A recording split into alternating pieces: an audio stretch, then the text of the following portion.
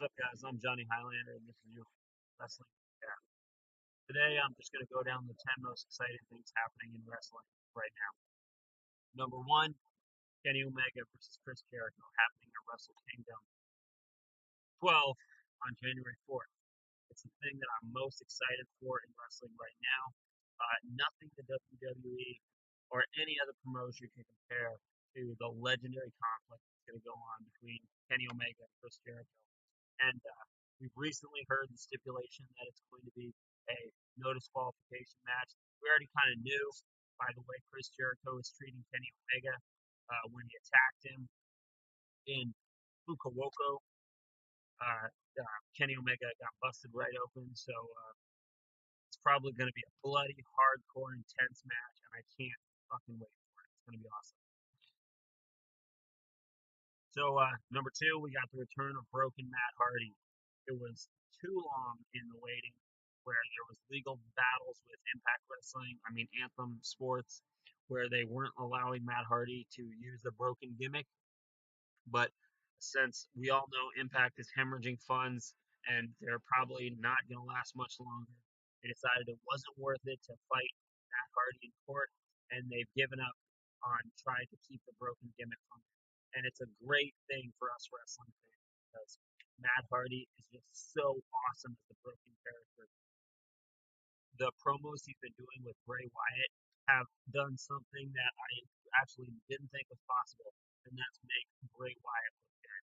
Matt Hardy's promos can make Bray Wyatt look good. Wow.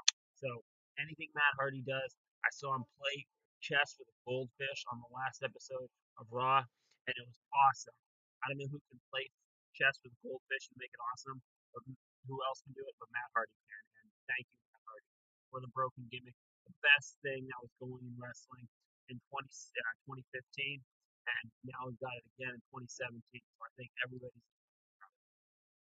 number three, Daniel Bryan returning to the ring against Shane McMahon at WrestleMania. Now this hasn't been confirmed, but based on what's been going on between Daniel Bryan and Shane McMahon at Clash of Champions, when both of them were the referees, the special guest referees in the match between Shinsuke Nakamura and Randy Orton versus Kevin Owens and Sami Zayn.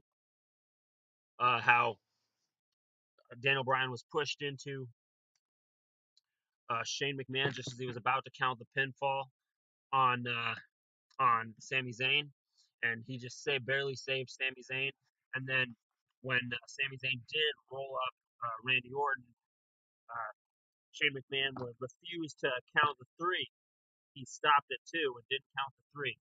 And then finally, Sami Zayn rolled up Randy Orton one more time, and Shane and Daniel Bryan did a fast count, and he counted the pinfall. So Shane was very angry with Daniel Bryan, and Kevin Owens and Sami Zayn were able to keep their job, which is great for us wrestling fans and leads into my number four because Kevin Owens and Sami Zayn are currently two of the best wrestlers on the planet.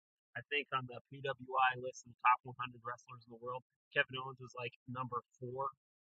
I don't know if that's he was really high up there. I think he was like number four. I think it went Kazuchika Okada. Uh, man, I don't even remember who number two was. And then AJ Styles, Kevin Owens, and then Kenny Omega. So obviously Kevin Owens is a great wrestler. We don't want him to get fired, even though this is just a storyline. This is just kayfabe. We still don't even want Kevin Owens to be off air. Kevin Owens is a fantastic wrestler. He does great promos. He puts on a great match. And Sami Zayn is totally underrated. I still feel that, like most people, I feel that Sami Zayn is a natural babyface, so it's too bad that he has to be portraying a heel right now. But either way, I'm glad to see Kevin Owens and Sami Zayn working together. Obviously, we know they're best friends in real life, and they've been working together since the days of Kevin Steen and El Generico. So it's good to see Kevin Owens and Sami Zayn at the top of the card. That's where they should be. They should be at the top of the card because that's how good they are as wrestlers. Should be at the top of the card. I'm glad to see them at the top of the card. Should be taking on main eventers like Randy Orton. It's too bad that they haven't built up Nakamura like they should be, making him look like the credible threat that he should. look like. He's lost dozens. He's lost probably like half a dozen matches since his debut, and that's too bad. They're making Nakamura look bad, and that's sad. But I'm glad that Kevin Owens and Sami Zayn are the cover card. Number 5, Johnny Gargano becoming the next NXT champion. I know that there was a fatal 4-way match on NXT for the next contender to Andrade Cien Almas's NXT championship, and Johnny Gargano, Johnny Wrestling won that match, and he's the number 1 contender for Andrade Cien Almas's championship. And as I said on a previous video, I know Andrade Cien Almas is just a transitional champion, so I think Johnny Gargano is the guy they really want to put the championship on, and Johnny Gargano is primed to be the face of the company in the future, and I couldn't be happier about it. Johnny Wrestling, yes. Uh, so, number 6, we got Dolph Ziggler winning the U.S. title. Now, I love Dolph Ziggler. Dolph Ziggler is a fantastic wrestler. Like I have said in previous videos, when Dolph Ziggler says something, usually it's true. When he says he's the best, it's true. Like when he said that no one can sell like him, no one can bump like him, it's true. Dolph Ziggler is just a fantastic talent. And when he was put in this triple threat match between Bobby Roode, Baron Corbin, and himself, everybody thought either Baron Corbin was going to retain or this was going to be Bobby Roode's first championship on the main roster. Nobody predicted. I know I watched Cultaholic, and Ross said Baron Corbin was going to retain, and Adam Pacitti said that Bobby Roode was going to win, and neither of them thought that Dolph Ziggler was going to win. But what do you know? Dolph Ziggler came out and he won by hitting the zigzag on Baron Corbin when he was about to hit the end of days on Bobby Roode. So it was a pretty awesome finish, and I was glad to see it. Uh, I love Dolph Ziggler's gimmick where he doesn't have any music and he's all pissed off and mad at the fans, claiming that they're not worthy of him. I think it's great.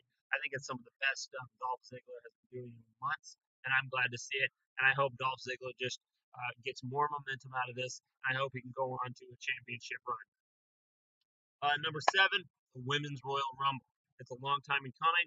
I'm glad to see it. Now we finally have the roster for it. So, Paige coming back with her faction, Absolution, Liv Morgan, and man, I want to say Shayna Baszler, but it's not Shayna Baszler. Man, I can't remember the third girl's name in Paige's faction. But also Ruby Riott coming up to the main roster with Sarah Logan and Mandy Rose and Sonya Deville.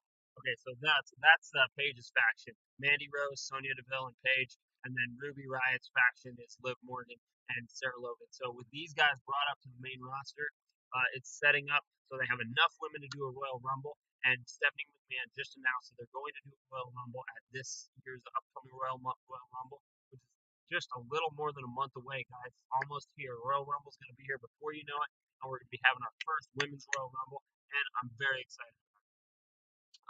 Number 8, we've got Dalton Castle winning the ROH Championship over Cody Rhodes. Man, Dalton Castle beat Cody Rhodes at Bangarang, and I don't think anybody saw this coming. The ROH Championship is very prestigious, and the men who have held it have been some of the best wrestlers in the world, and I'm glad to see Cody Rhodes giving the rub to Dalton Castle.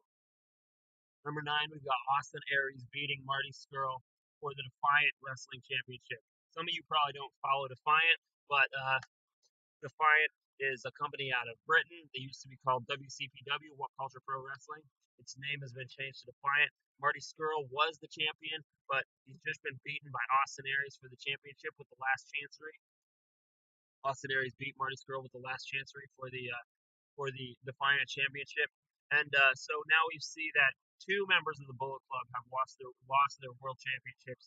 Cody Rhodes lost the ROH Championship, and now Marty Scurll has lost the Defiant Championship. And number 10, the last thing that we're most excited about in wrestling today is that Bullet Club is planning a 10,000-seat show for 2018. And I just wish all the success in the world to Bullet Club. They are becoming a viable competitor against WWE, and I'm so glad to see that. competition means that we get a better product, and it just means better wrestling for all of us. Well, that's all I got for you guys now. This has been your weekly wrestling recap. I'm your host, Johnny Highlander, and I'll talk